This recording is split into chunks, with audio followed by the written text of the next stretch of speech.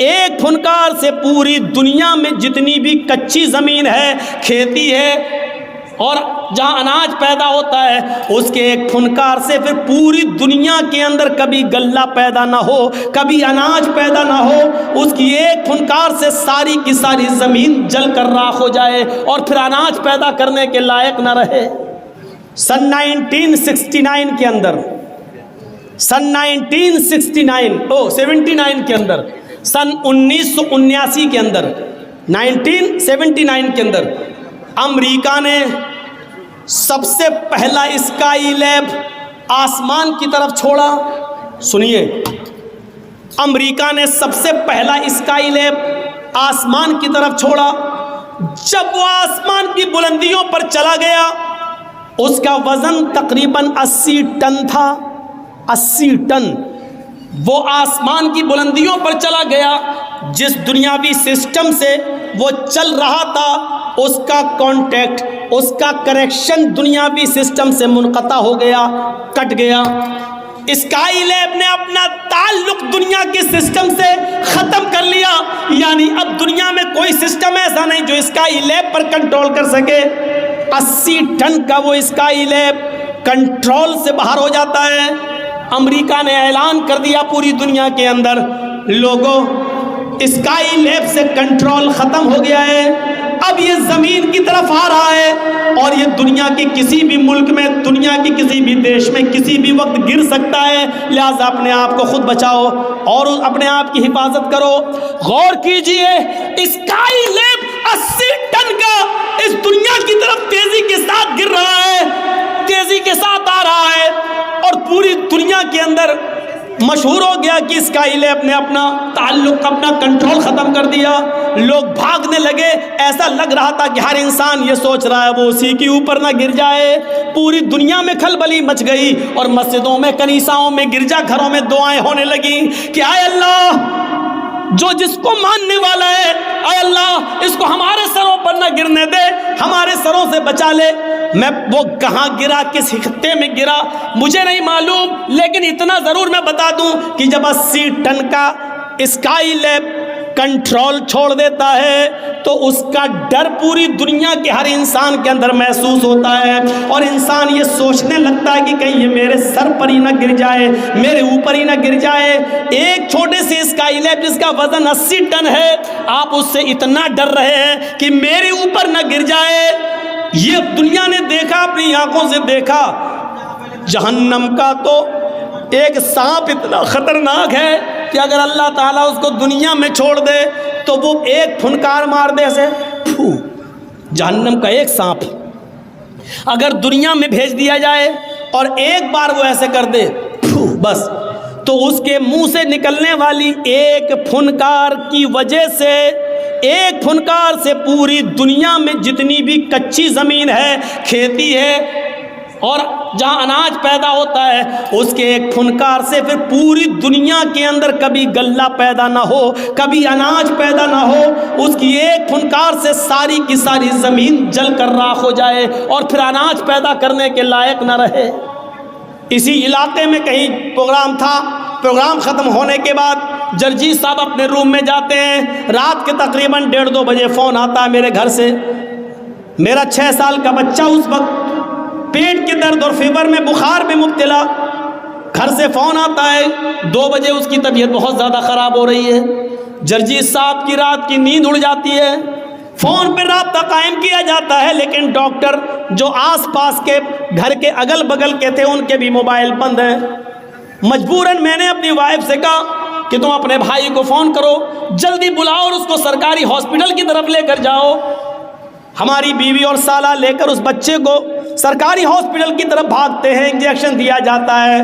2-3 گھنٹے کے بعد جب اطمینان مل گیا کہ بچے کا بخار اتر جاتا ہے اور اس کے پیٹ میں درد میں آرام ملتا ہے، ڈاکٹر نے کہا کل صبح چھٹی کر دیں گے، تب جا کر سکون ملتا ہے۔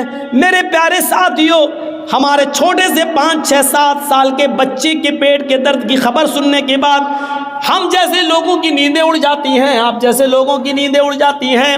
تصور کرو کہ جہاں ایک چھوٹے سے بچے کا بخار، اس کا فیور اور اس کا پیٹ کا درد آپ نہیں سن پاتے ہیں اور آپ کی نیند اڑ جاتی ہے، قیامت کے دن کا وہ منظر کیسا ہوگا کہ جس دن اپنے بیٹے کو اپنی آنکھوں کے سامنے دیکھا جائے گا لیکن ہم اس سے بھاگ رہے ہوں گے، اپنی بیوی کو اپنے سامنے دیکھیں گے لیکن بھاگ رہے ہوں گے، آج ان کے کوئی کام نہیں آ سکتے ہیں۔ اسی کو قرآن کہتا ہے یوم یفر المرء من اخیہ وامہ وابیہ وصاحبتہ وبنیہ، قیامت کے دن انسان اپنے بھائی کو دیکھ کر بھاگے گا، وامہ وابیہ، اپنی ماں کو دیکھ کر بھاگے گا، اپنے باپ کو دیکھ کر بھاگے گا، وصاحبتہ وبنیہ، اپنی بیوی کو دیکھ کر بھاگے گا اور اپنی اولاد کو، اپنے بیٹوں کو دیکھ کر بھاگے گا۔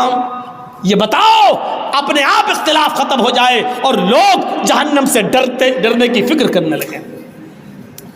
تصور کریں، یود المجرم لو یفتدی من عذاب یومئذ ببنیہ وصاحبتہ واخیہ وفصیلتہ التی تؤویہ ثم ینجیہ۔ قرآن کی اس آیت نے جھنجھوڑ کر رکھ دیا ہے۔ اس دن کیسا ہوگا کہ جب انسان جہنم کا عذاب اپنی آنکھوں سے دیکھے گا، جو اپنے بیٹے کے فیور اور پیٹ کے درد کی خبر سننا بھی گوارا نہیں کرتا ہے دنیا میں، قیامت کے دن وہ چیخ چیخ کر کہے گا، مجرم لو یود المجرم لو یفتدی من عذاب یومئذ ببنیہ، چیخ چیخ کر کہے گا اللہ میں اپنے بیٹے کو دے رہا ہوں، یہ میرا بیٹا ہے، تو اس کو جہنم میں ڈال دے۔ منظر دیکھیے آپ، کتنا خطرناک عذاب، اس بچے کو، اس بیٹے کو جہنم میں ڈال دے۔ وہ صاحبتی، اپنی بیوی کو لے کر آئے گا، اللہ میں بیوی کو فدیے میں دے رہا ہوں، اس کو جہنم میں ڈال دے۔ وہ اخیہ، اپنے بھائی کو لے کر آئے گا، آئے اللہ دنیا میں میرا اور اس کا خون کا رشتہ ایک، میری ماں ایک، میرا باپ ایک، یہ میرا بھائی، لیکن آج تو اس کو لے لے۔ وَفَصِيلَتِهِ الَّتِي تُؤْوِيهِ، پورا خاندان ایک طرف، اے اللہ یہ میرا چچا ہے، یہ میرا بابا ہے، کاکا ہے، یہ نانا ہے، یہ دادا ہے، یہ میرا قبیلہ، یہ میرا کنبہ ہے، تو سب لے لے، ان کو جہنم میں ڈال دے۔ ثم ینجیہ، لیکن اسے بچا لے، مجھے تو جنت میں ڈال دے، ان سب کو جہنم میں پھینک دے۔ کیسے انسان گوارا کرے گا اپنی اولاد کو اپنے ہاتھ سے اللہ کو دے گا، لے اللہ اس کو جہنم میں ڈال دے لیکن مجھے نہیں، اللہ میری بیوی کو جہنم میں پھینک دے لیکن مجھے نہیں، اللہ میرے بھائی کو جہنم میں ڈال دے لیکن مجھے نہیں، اللہ میرے خاندان کو جہنم میں ڈال دے لیکن مجھے نجات دے دے، میں نہیں جانا چاہتا۔ تصور کیجئے آپ، یہاں بیٹا جل رہا ہے، آگ لگ جائے گھر میں، بیٹا جل رہا ہے، باپ کسی بھی قیمت پر دروازہ توڑے گا اور اپنے بچے کو بچانے کی فکر کرے گا کہ اسی طرح بچا لے، اگر ہم جلتے ہیں جل جائیں لیکن میرا بیٹا بچ جائے۔ دنیا کی آگ میں اپنے آپ کو چھلانگ لگا لیتے ہو اپنے بچے کو بچانے کے لیے، لیکن قیامت کے دن جہنم کی آگ کتنی تیز ہوگی، ایک بار دیکھو گے تو اپنے بیٹے کو ڈالنا گوارا کر لو گے، اپنے آپ کو نہیں، اپنی بیوی کو، اپنے بھائی کو ڈالنا گوارا کر لو گے لیکن اپنے آپ کو نہیں۔ یہ صورتحال ہوگی وہاں پر، اور یہ تصور ہر مذہب کے اندر ہے۔ زندگی دینے والے نے ہمیں بتایا ہے کہ یہ زندگی میرے بتائے ہوئے طریقے پر چلو، کیونکہ یہ زندگی یہاں ختم ہونے کے بعد بھی ختم نہیں ہوگی، اخروی زندگی ہم تمہیں پھر دیں گے اور پھر تمہیں جہنم کے اندر یا جنت کے اندر ڈالا جائے گا، پھینکا جائے گا۔ ہمیں اس چیز کا احساس ہونا چاہیے۔ پنڈت مرنے سے پہلے اپنے بیٹے سے کہتا ہے، ہائے میرے بیٹے، ہائے میرے پتر، ان کہیں پڑھ لینا، مرنے سے پہلے یہ ورڈ پڑھ لینا، لا الہ ہرن پاپن۔ جب تو لا الہ پڑھ لے گا تو تیرے پاپ ہرن ہو جائیں گے۔ لا الہ ہرن پاپن الا اللہ پرم پدم، لا الہ الا اللہ پڑھ لینا، تیرے سارے پاپ مٹ جائیں گے، تیرے سارے پاپ ختم ہو جائیں گے۔ اللہ کے نبی نے کیا فرمایا؟ ان الاسلام یہدم ما کان قبلہ، اسلام لے آؤ، کلمہ پڑھ کر جب کوئی غیر مسلم اسلام لاتا ہے تو کیا کہا اللہ کے نبی نے؟ جب تم کلمہ پڑھو گے اسلام لاؤ گے تو اسلام لانے سے پہلے تم نے جتنے بھی گناہ کیے ہیں وہ سارے کے سارے گناہ تمہارے معاف کر دیے جائیں گے، شرط یہ ہے کہ صدق دل سے اسلام قبول کرو۔ ان الاسلام یہدم ما کان قبلہ۔ یہاں نظر ڈالیے آپ اور دیکھتے جائیے، ہندو دھرم کا بھی یہی کلمہ ہے، لا الہ ہرنے پاپن الا اللہ پرم پدم۔ لا الہ الا اللہ پڑھ لو، تمہارے سارے پاپ ہرن ہو جائیں گے، سارے پاپ مٹ جائیں گے، سارے گناہ تمہارے ختم ہو جائیں گے۔ تو ہم جو چاہیں سورگ تو جپے نام محمدم، اور اگر تم سورگ چاہتے ہو، پیراڈائز چاہتے ہو، جنت چاہتے ہو، اگر تم جنت چاہتے ہو، پیراڈائز میں جانا چاہتے ہو، سورگ چاہتے ہو، تو محمد الرسول اللہ کے راستے پر چلنے والے بن جاؤ۔ تو جپے نام محمدم، محمد رسول اللہ صلی اللہ علیہ وسلم کے حکموں پر چلنے والے، آپ کے اطاعت و فرما برداری کرنے والے بن جاؤ، محمد صاحب کی بات مان کر اس پر عمل کرنے والے بن جاؤ۔ یہ ہندو بھائیوں کا بھی کلمہ ہے، اور وہ تو آپ نے 50 بار سنا ہوگا، ایکم برہما دتیہ ناستے نناستے کنچن۔ اس کو میں بول نہیں رہا ہوں کیونکہ 50 بار آپ سن چکے ہوں گے، ایک ہی برہما ہے، اس برہانڈ کا رچیتا اور رچنا کار ایک ہی ہے، دوسرا نہیں ہے، بالکل نہیں ہے ہی نہیں، قطعی نہیں۔ یہ ساری چیزیں ہمیں بتلا رہی ہیں کہ زندگی جس نے دی ہے وہ ہم سے کیا چاہتا ہے، زندگی کو کس کے اصولوں پر ہمیں چلانا چاہیے۔ اگر ہم زندگی اپنے منمانے طریقے سے چلا رہے ہیں،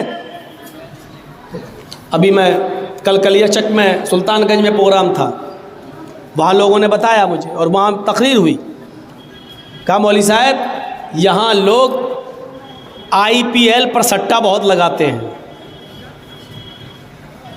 یہاں ہوتا ہے نہیں ہوتا میں نہیں جانتا ہوں، یہ ہماری زندگی کا حال ہے۔ یہ مسلمان ہے جو اپنے منمانی طریقے سے زندگی گزارے گا۔ ابھی آئی پی ایل کا میچ ہوگا، ایک ایک بال پر پیسہ لگے گا، ایک ایک اوور پر پیسہ لگے گا، ایک ایک ٹیم پر پیسہ لگے گا۔ ایک دن میں یا تو امیر ہو رہے ہیں یا ایک دن میں پوری طریقے سے فرنیچر ہو رہے ہیں۔ کیا اسی طریقے سے زندگی گزارنے کے اصول بتائے تھے؟ آپ کے علاقے میں تو خیر ہمیں نظر نہیں آیا، آپ ہم سے زیادہ جانتے ہوں گے، لیکن کلیہ چک چورنگی پر چلے جائیے، چوراہے پر، تو آپ کو مسلمان لوگ جو رات میں ہماری تقریریں سنتے ہیں، دن میں آپ انہی کو دیکھو کہ وہ لاٹری کے ٹکٹ بیچتے ہوئے اسی چوراہے پر آپ کو ملیں گے۔ یہ زندگی ہم کس کے اصولوں پر ہم چلا رہے ہیں؟ سود اور بیاج کے کاروباری ہمیں کہاں نہیں ملیں گے؟ یہ کیا ہے؟ یہ ایک غریب آدمی ہمارے پاس آتا ہے، صاحب کچھ محنت کرنا چاہتے ہیں، ہمارے پاس پیسہ نہیں ہے، ہماری کچھ مدد کر دو۔ آپ نے کہا 5% بیاج پر، ٹھیک ہے میں تمہیں 1000 روپیہ دے رہا ہوں، ایک مہینے پر ہم 5% بیاج لیں گے، یعنی جب آپ واپس کرو گے تو ہم کو 1050 روپے ایک مہینے میں واپس کرو گے، یا 50 روپے مہینہ ہمیں دیتے رہنا، اور جب تم ہمارا پیسہ واپس کر دو گے ہم تم سے بیاج لینا چھوڑ دیں گے۔ یہ کیا ہے؟ ہم نے کسی کو 1,00,000 روپیہ دیا اور ہر مہینے ہم اس سے 500 روپے اور 1000 روپے لے رہے ہیں، یہ سوچ کر کہ وہ ہمارے پیسوں سے کما بھی تو رہا ہے، لیکن آپ کسی کی مجبوری کا فائدہ اٹھا رہے ہیں۔ یہ زندگی گزارنے کے کون سے اصول ہیں اور کس نے دیے ہیں؟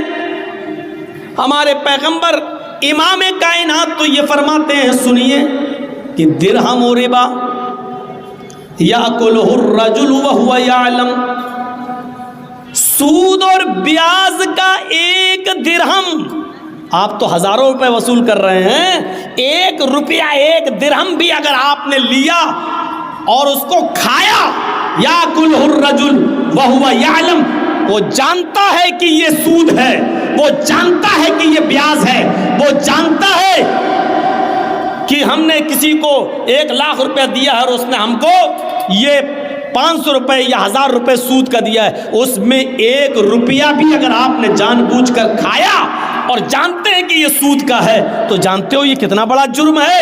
اللہ کے نبی فرماتے اشد من 66 زنیۃ، 36 مرتبہ زنا سے زیادہ سخت ہے۔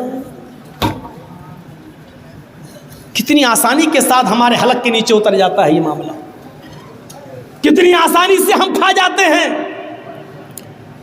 امام احمد اپنی مسند کے اندر ایک حدیث نقل کرتے ہیں، اللہ کے نبی نے فرمایا کہ الربا 72 حوبا، سود کے 72 درجے ہیں، 72 دروازے ہیں سود کے۔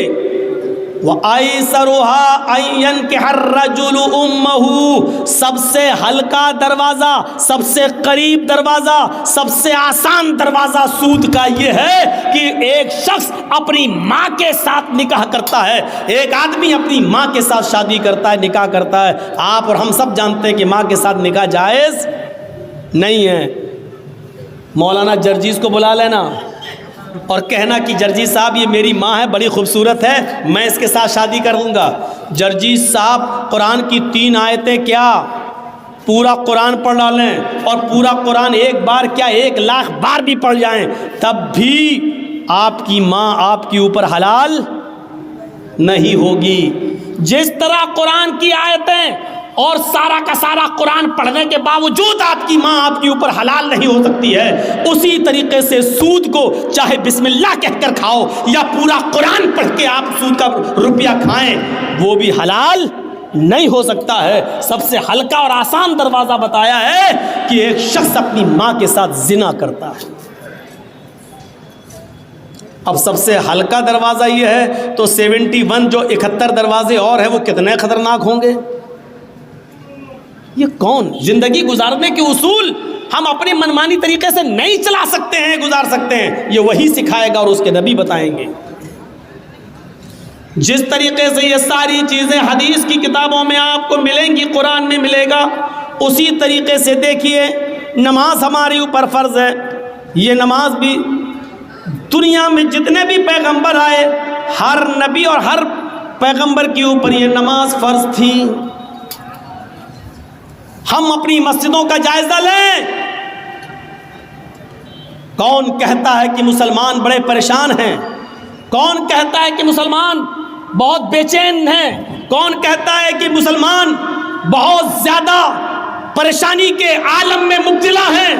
نہیں، فجر کی اذان ہمیں بتلاتی ہے کہ یہ مسلمان کتنے سکون کے ساتھ سو رہا ہے۔